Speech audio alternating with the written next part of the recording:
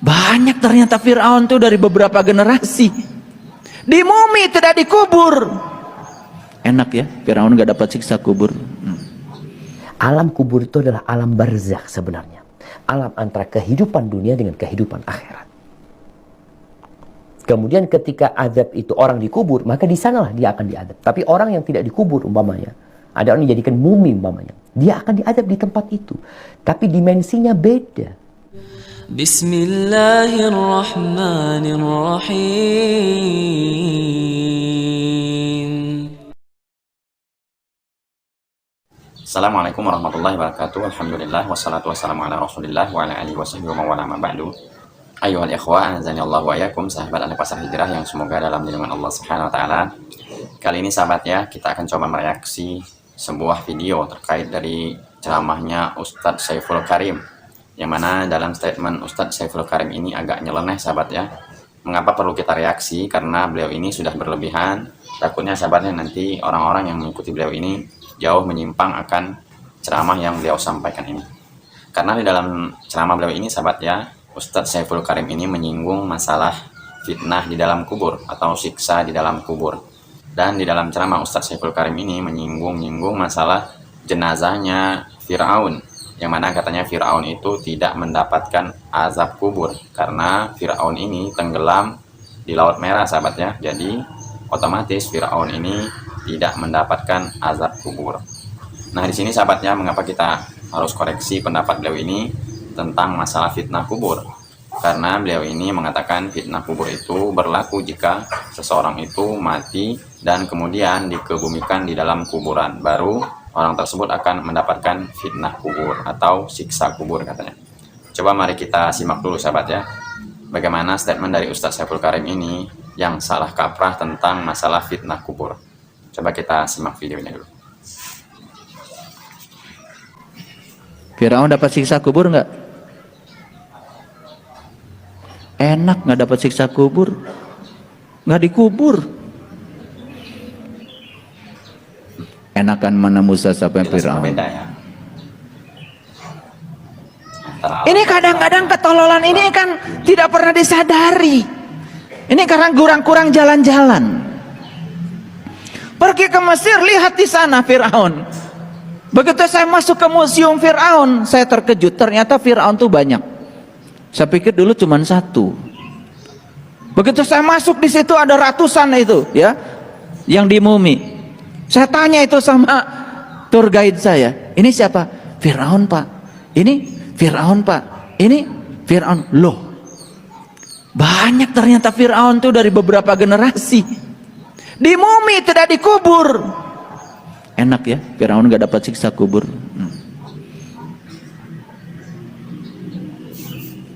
Kadang-kadang saya harus ngomong begini supaya ngerti. Ada orang yang mati dikubur, ada orang yang mati dibakar. Enakan mana? Mending dibakar dong, gak dapat siksa kubur. Karena begitu kita ngomong kuburan, langsung yang terpikir itu seonggok tanah. Padahal kuburan itu jasmani kita. Yang terkubur tuh jiwa kita. Bahkan dari sekarang sebetulnya jiwa kita sudah menderita, mendapatkan siksaan dari diri kita sendiri. Karena jiwa kita ditipu oleh pikiran kita sendiri. Bahkan apa kata pikiran bukan sekedar didengar, tetapi diikuti. Padahal pikiran itu dari palsu kita. Siksa kubur sudah berlangsung dari sekarang. Siapa yang disiksa? Yang disiksa itu yatim yang ada dalam diri kita.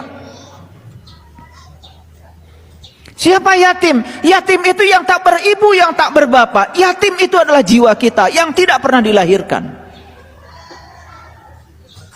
Kalau yatim itu adalah manusia, semua kita juga akhirnya akan jadi yatim. 7,7 miliar penduduk bumi semuanya yatim. Gimana ngurusnya? Semua yatim, saya juga yatim. Masya Allah, tabarakallah sahabat ya, mendengar dari statement dari Ustadz Saiful Karim tadi yang beliau ini memanipulasi tentang fitnah kubur. Dan jelas sahabat ya, fitnah kubur itu memang ada, walaupun seseorang itu mati dalam keadaan terbakar, ataupun mati dalam tenggelam, ataupun yang lainnya. Karena alam barzakh itu berbeda sahabatnya dengan alam dunia ini. Jadi walaupun orang tersebut mati dalam keadaan tidak dikubur, dan tetap akan mendapatkan siksa kubur. Dan statement dari Ustaz Syaiful Karim tadi sahabatnya itu jelas ngawur, dan ini bahaya jika kita memahami segala sesuatu dengan akal tanpa menyebutkan dalil-dalil dari Al-Quran dan Sunnah tentang masalah fitnah kubur ini. Dan di sini sahabat ya, sedikit saya akan jelaskan tentang fitnah kubur. Bagaimana yang akan terjadi nanti jika kita telah dikebumikan di dalam kuburan. Di sini sahabat ya, saya akan membacakan hadis dari Rasulullah SAW yang artinya, inilah yang membuat arsy bergerak, pintu-pintu langit dibuka dan disaksikan oleh 70.000 malaikat. Sungguh ia dihimpit dan dijepit oleh kubur, akan tetapi kemudian dibebaskan.